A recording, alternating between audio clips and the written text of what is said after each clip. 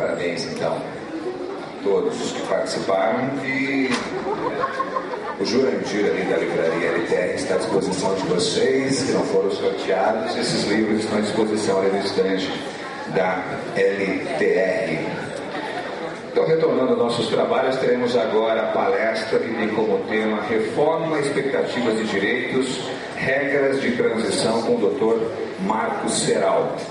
Nós convidamos para presidir esta mesa a doutora Karina Lopes Passos.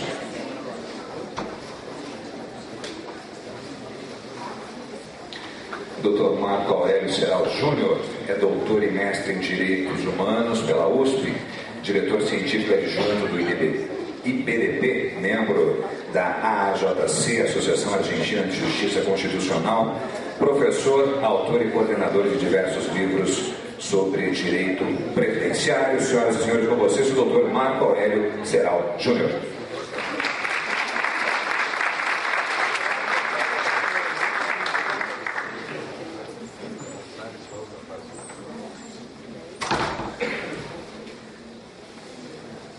Olá, muito boa tarde a todos e todas aqui. Eu queria registrar em primeiro lugar a minha satisfação e a felicidade de estar nesse evento. Eu já disse isso para o organizador, o Dr. Leonardo Zicarelli, a minha emoção de estar aqui. Dou muitas aulas, participo de muitas palestras, enfim, e tudo mais, mas esse evento é um evento diferente. É um evento no qual eu aposto muito, e a felicidade rara do Dr. Leonardo em organizá-lo, com os nomes que estiveram aqui, com o nome que vai me suceder. Eu não conheço muito essa pessoa que vai me suceder, mas enfim, um evento realmente especial. Especial por quê? Porque a gente vive um momento dramático, um momento bastante diferente em nosso país, um momento em que se avizinha, né? Alguns dizem que já está pronta aí a reforma previdenciária. Então, um momento dramático. Dramático por quê? Pelo sofrimento, não é uma questão de dor, enfim, é uma questão de que há uma comoção social, há um novo contrato social que se aproxima, enfim, um novo arranjo social que vem daí. Então, realmente, estamos fazendo história, estamos num momento bastante delicado, bastante sensível da nossa sociedade. Então, a felicidade rara desse evento.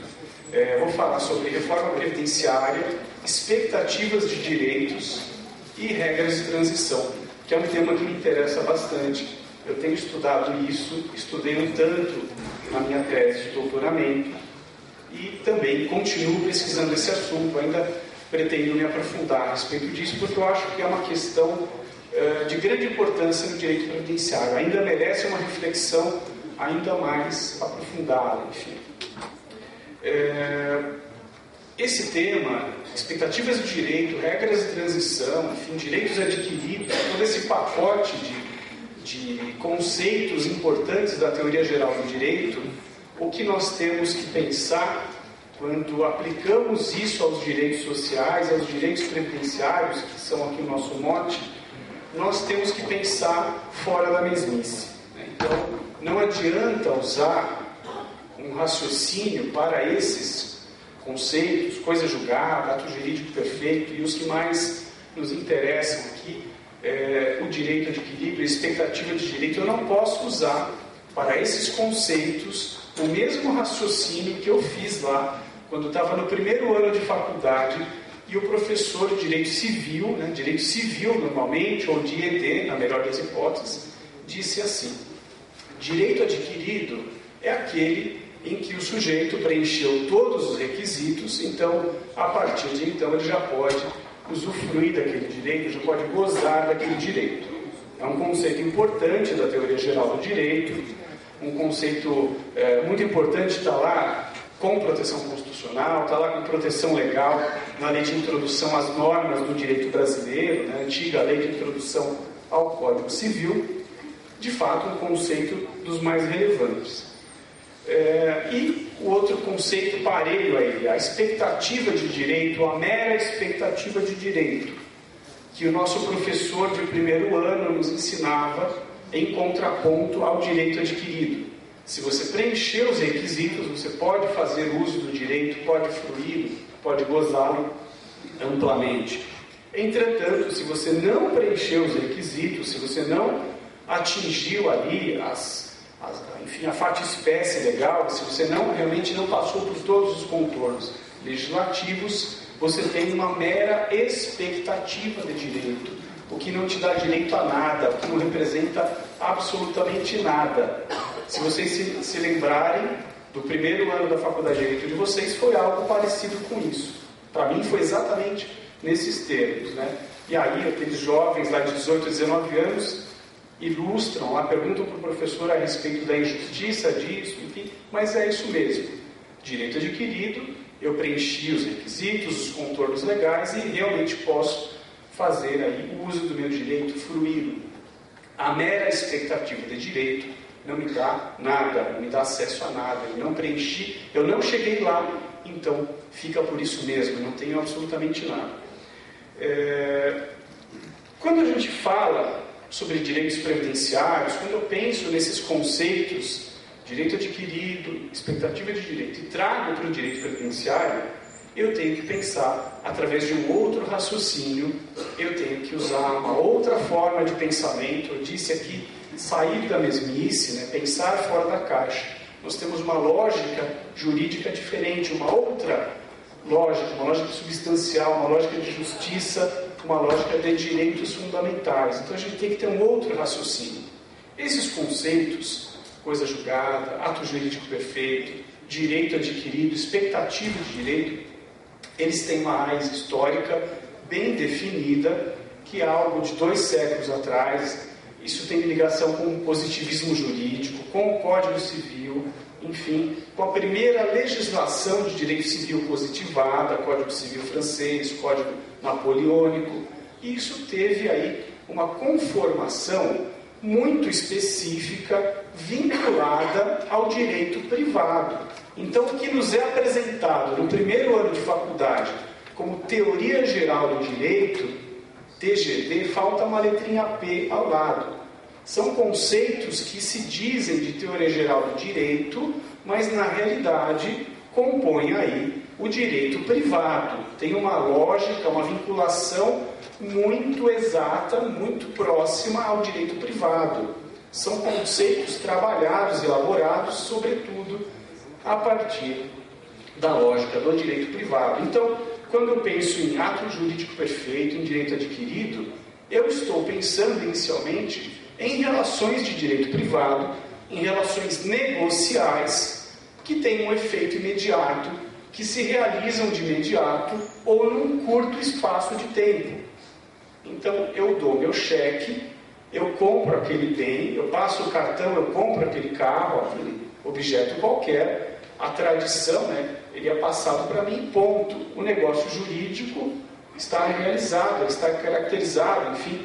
Nós temos essa dinâmica, uma dinâmica de imediatismo, uma dinâmica de, se não imediatismo, pelo menos algo que se resolva em pouco tempo, um ato também ligado à expressão da vontade. Eu quero comprar esse carro, está aqui o dinheiro, toma o carro é seu, o negócio já está plenamente realizado.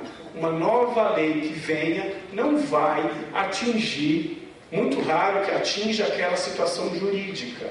Então nós temos aí uma configuração que é importante, é claro, nós estamos falando de segurança jurídica, de estabilidade das instituições, das relações jurídicas travadas entre as pessoas, mas esses conceitos foram pensados, foram trabalhados a partir de direito civil, a partir de lógica de direito privado. E tudo bem, né? E tudo bem, não tem nenhum problema com relação a isso. O que nós não podemos, como a maior parte dos manuais faz, como a maior parte dos professores fazem, é mascarar essa realidade. Então, na Europa, os autores falam a respeito disso com a maior naturalidade. Autores da França, de Portugal, da Alemanha, enfim, eles identificam essa relação desses conceitos, direito adquirido, expectativa de direito, eles colocam a raiz de direito privado, vinculam esses conceitos que são importantes, mas colocam ali no berço do direito privado e dão todos os nomes para isso, enfim, dão nome e sobrenome.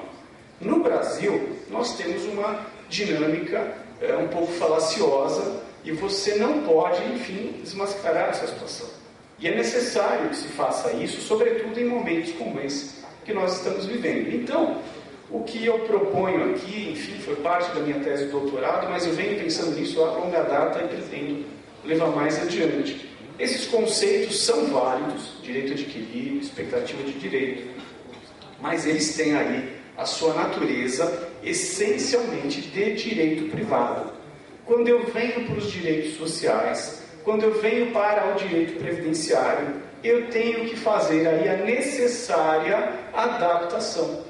Eu tenho que pagar o pedágio, eu tenho que pagar aí a devida tarifa. Eu venho do direito privado, chego nos direitos sociais com uma lógica totalmente diferente. Eu estou pensando em direito previdenciário, direitos sociais, dignidade da pessoa humana, serviços e políticas públicas, que são altamente complexos, burocracia, estruturas, enfim, requisitos que a gente tem que verificar ao longo de 30, 35 anos.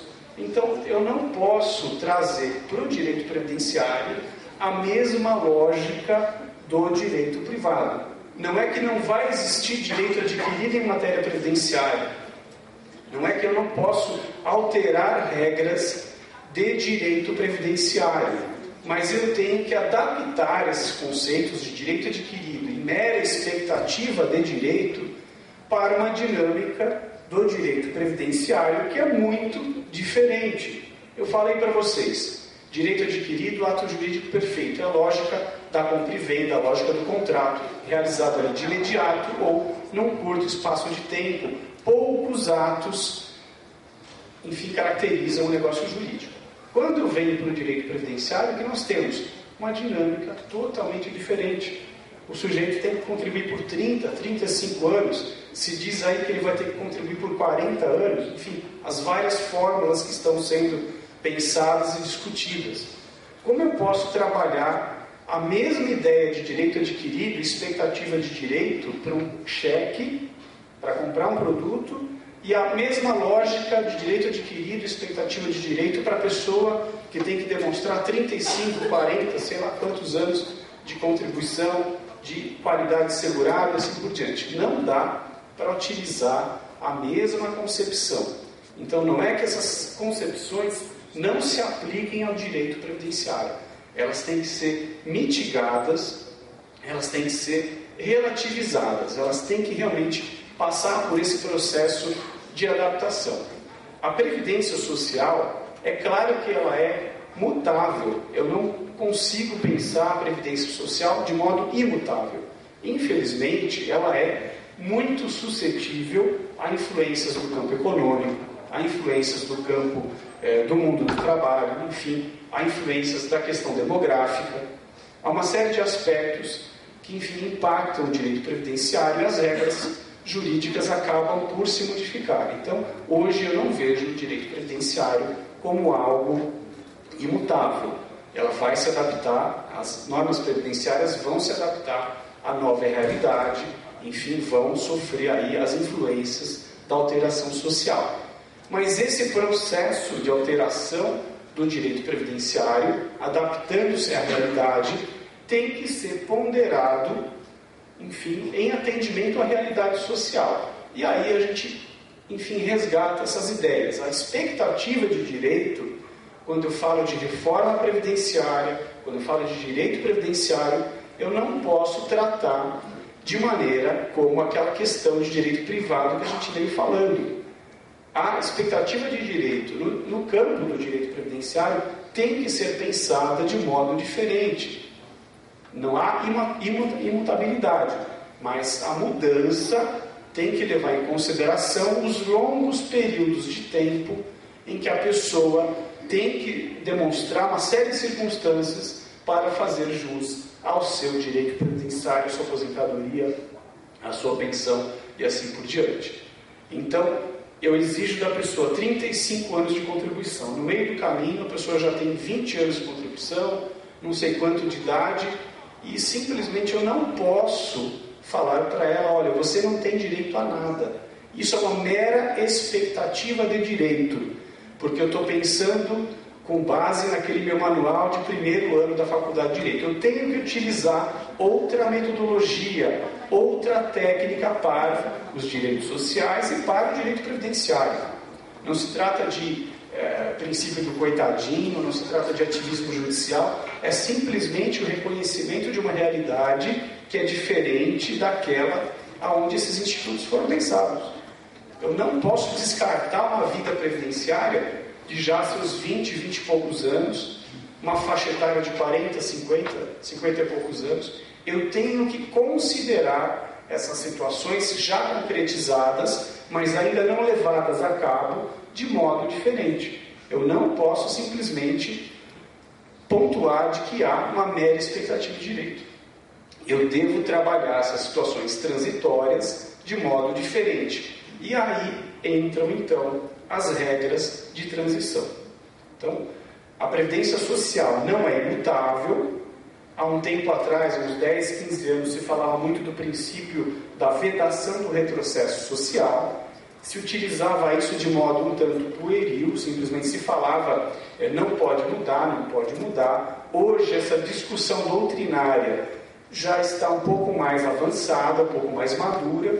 Então, se admite a mudança e mesmo uma restrição de direitos sociais, mas desde que exista aí uma proporcionalidade na transição, que existam as regras de transição, enfim, que não existam excessos. Então, é nesse ponto que eu acredito que a gente deva trabalhar a reforma previdenciária. Também questiono as premissas da atual reforma previdenciária. Nós tivemos hoje cedo a palestra da professora Denise Gentil, indicando que aí o déficit, enfim, a questão orçamentária não é bem assim, existem outras visões a respeito, então essa premissa deve ser questionada, várias premissas devem ser questionadas, a questão do rural, a professora Jane também falou que não é bem assim, ela também demonstrou que não é exatamente esse buraco negro que se diz, então tem contribuição no sistema, se puder melhorar, claro, vamos melhorar, mas não é bem assim. Dito isso, de que a reforma de Previdência certamente virá, ou muito provável que venha, ainda que nós desconfiemos das premissas que motivam a reforma, então eu acho que o ponto talvez seja trabalhar nas regras de transição e pensando nessa perspectiva de que a vida previdenciária do segurado não pode ser simplesmente deletada, ela tem que ser considerada.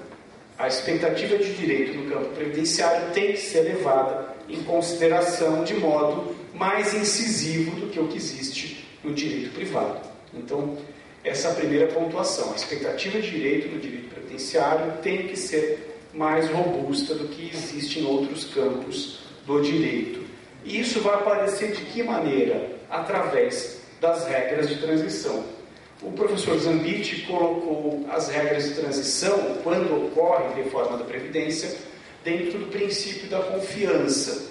Então, também é um aspecto possível, mas eu prefiro trabalhar dessa maneira, por essa dinâmica diferente do direito previdenciário. A gente tem que pensar de modo diferente. A pessoa tem 25 anos trabalhados ali, tem que ter um outro valor, uma outra força normativa. Então, quando a gente pensa aí em reformas previdenciárias do tipo aumento da idade mínima ou fixação da idade mínima, ou aumento do tempo de contribuição, são situações que estão gravitando aí.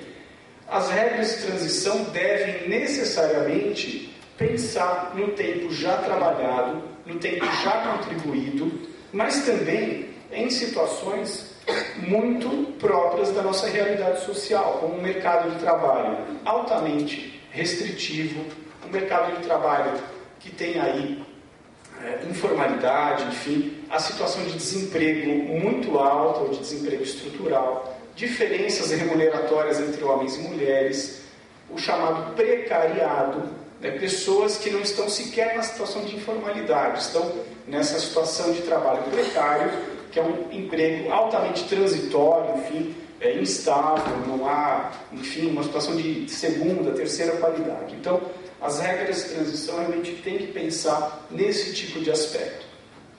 Uniformização da idade para aposentadoria entre homens e mulheres. Existem vários motivos sérios que levam a isso, vários motivos sérios que indicam a necessidade de manutenção da diferença atual, foi o debate que nós tivemos na palestra anterior. Eu acredito que a uniformização das idades virá por motivos simplesmente econômicos, motivos simplesmente atuariais, desconsiderando esse pano de fundo que nós conversamos há pouco, que é bastante relevante, tanto para uniformizar como para manter a diferença, estabelecendo políticas públicas de outra natureza. A uniformização vem ignorando completamente essa situação. Então, também aqui é o caso do estabelecimento de regras de transição bastante adequadas, se realmente houver uniformização. Meu palpite é de que virá. Então, que as regras de transição, especificamente para a questão da aposentadoria da mulher, também levem em consideração o recorte de gênero com que a gente pode fazer a leitura da nossa sociedade. Se uniformizarem a idade de aposentadoria para o trabalhador rural, a mesma coisa, que as regras de transição tentem a identificar algum padrão que minimize esse prejuízo, digamos, esse ônus excessivo que será atribuído ao trabalhador rural. Então, que trabalhador rural é esse? Aposentadoria híbrida ou não? Situação de trabalho no campo e também mesclado com o trabalho urbano, enfim. Uma regra de transição que também dê conta disso. O último ponto aqui se diz também de uniformização entre os regimes geral de previdência social e regime próprio de previdência. Também já se cogitou isso. Então, que se leve em consideração as diferenças contributivas entre regime próprio e regime geral. O trabalhador da iniciativa privada tem uma alíquota. O servidor público ele tem uma alíquota contributiva bastante superior, então isso tem que ser ponderado. Se houver aí a quebra da aposentadoria integral, quebra da paridade, enfim, uma uniformização mais expressiva do que já acontece hoje, então que também se considere esse histórico nas regras de transição. Então, se o servidor só tem uma expectativa de direito, que as regras de transição deem conta de minimizar essa alteração, que leve em consideração que as contribuições do regime próprio são muito superiores à do regime geral, então tudo isso também tem que ser ponderado. Basicamente, a conclusão, enfim, a ideia aqui dessa palestra, dessa apresentação, é de que eu não posso raciocinar para o direito previdenciário da mesma forma que no direito privado, que outros campos do direito. A alteração pode ocorrer, ela vai acabar acontecendo. O direito previdenciário é muito suscetível às variantes econômicas, demográficas, de mercado de trabalho, assim por diante. Mas que a mudança ocorra de modo a respeitar essas situações pretéritas, que a gente não tenha uma leitura tão primária da expectativa de direito, que ela não seja uma singela expectativa de direito. 20, 15, 18 anos de contribuição não é mera expectativa de direito, é algum direito que já está construído ali e que a reforma previdenciária venha a aceitar essa situação, venha a ponderar, venha a privilegiar essa situação. E, sobretudo, que essas regras de transição sejam feitas através de um efetivo diálogo social, de um efetivo novo contrato social, que se está, num primeiro momento, que se está hoje querendo impor à sociedade. Um novo arranjo social, um novo arranjo distributivo, que vez ou outra as sociedades acabam sofrendo este ou aquele ajuste na sua política distributiva. Se ele vier, que ele venha não como imposição, mas como um efetivo diálogo social, que nós tenhamos aí um real novo contrato social. Então, é uma primeira parte da exposição muito breve. Eu agradeço a atenção de todos e fico disponível aqui para as perguntas. Pessoal, muito obrigado.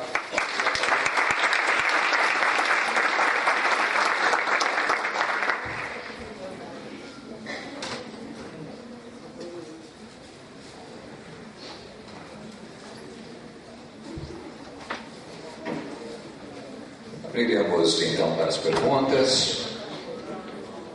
Se alguém quiser se manifestar, por gentileza, levante a mão.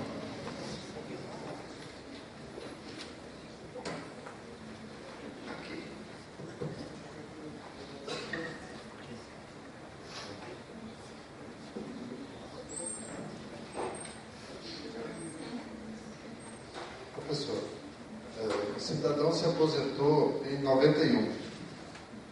E ele nunca ingressou com uma ação de revisão. Na época ele se aposentou com 4 salários e meio, mas hoje recebe 1. Então, a possibilidade dele ingressar nessa revisão, utilizando esse direito adquirido.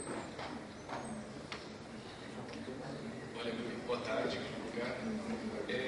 Eu fiquei, na minha exposição, mais centrado na questão do direito adquirido e na expectativa de direito. Mas eu costumo, em outros escritos meus, eu costumo colocar no pacote também isso, né? Também a coisa julgada, o ato jurídico perfeito, são situações que não se encaixam bem no direito previdenciário. A presunção de conhecimentos das leis, a prescrição, enfim, no campo do direito previdenciário. É muito complicado você usar um raciocínio formalista para uma situação como essa. A pessoa às vezes não entrou com um processo de revisão porque não tinha conhecimento, porque não tinha ideia do direito, não tinha acesso a advogado, assim por diante. Então, atualmente, antes de um processo de educação previdenciária mais sério, enfim, um processo de acesso aos direitos, até mais do que acesso à justiça, algo sério, algo efetivo, a gente deveria relativizar esse tipo de prescrição. São prescrições sérias, visam a segurança jurídica. Entretanto, eu aplico de modo muito formalista esse tipo de conceito da teoria geral do direito. No campo previdenciário, os reflexos são muito negativos muitas vezes. Entretanto, a gente tem aí a jurisprudência ainda muito distante desse tipo de pensamento. Então, por exemplo, a coisa julgada, o Savais trabalhou muito isso. Às vezes ela é relativizada no campo previdenciário, enfim, em certas situações. Prescrição, decadência, presunção de conhecimento das leis, que são situações igualmente graves, a jurisprudência não é favorável a essa tese. Então, ainda é uma construção doutrinária que a gente deve aí levar mais adiante para talvez, quando isso estiver mais maduro, o judiciário talvez mais suscetível a isso. Você tem toda a razão, você pegou bem o espírito da coisa. Obrigado. Mais alguma manifestação? Se não tiver, quero passar a palavra para a doutora Karina Lopes Passos para suas considerações. Na sequência, também vai entregar um certificado pela participação ao doutor Marco Aurélio Celso. Obrigada. Boa tarde. Primeiramente, quero parabenizar o nosso presidente da nossa Comissão de Direito Previdenciário, doutor Leonardo, pelo brilhantismo desse evento. Nós que trabalhamos na comissão, sempre é muito difícil, mas estamos sempre dispostos a debater e discutir as questões previdenciárias e sempre temos a preocupação de que esses eventos feitos pela comissão sejam um sucesso. E esse evento, pelo brilhantismo que até agora, com certeza acabará assim, um sucesso, o público presente também está sendo prestigiado com o brilhantismo das palestras. Parabenizar o professor, Dr. Marco, a palestra sobre expectativa de direito adquirido também é um tema polêmico, no âmbito tanto do direito do processo administrativo, como no processo do Poder Judiciário. Eu, como procuradora do Estado, lido com essa questão no nosso dia a dia, trabalho no setor previdenciário e diante de todas as reformas constitucionais que a gente vê, como a emenda 2098, a emenda 4103, a emenda 47, isso é o dia a dia do setor público também, que lida com essa questão de ter uma expectativa de direito, de ter um direito adquirido, e com essa nova reforma que virá, que tudo indica até o final do ano que virá, gera de novo uma insegurança para os cidadãos, para os que militam na área do regime próprio e do regime geral, justamente com relação à expectativa de direito que virá com essas reformas. E as regras de transição, justamente, elas vêm para dar essa segurança para os cidadãos e para os servidores. E essas regras de transição a gente já verificou em alguns casos, cito aqui como um exemplo, no caso dos servidores públicos, a emenda 70 de 2012, que veio como uma regra de transição para abarcar a situação das aposentadorias com invalidez por doença grave, justamente resguardar aqueles que já tinham interessado em fazer a emenda, né, e que, portanto, teve até a administração do prazo pela própria regra de transição para adaptar e adequar as aposentadorias que até então teriam sido concedidas sem observar, né, essa expectativa de direito dos servidores. Então, as regras de transição são necessárias nessas reformas constitucionais. Mais uma vez, parabenizar e agradecer.